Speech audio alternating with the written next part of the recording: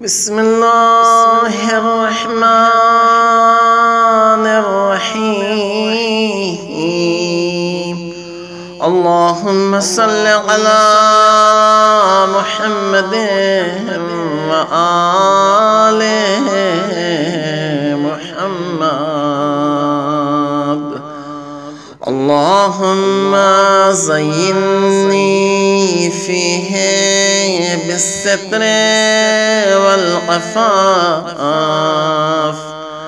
واسترني فيه بلباس القنوط والكفاف، واحملني فيه على العدل والإنصاف،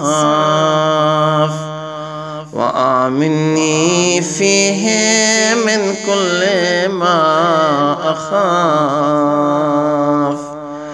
بعصمتك يا عصمة الخائفين. وصلى الله على محمد وآله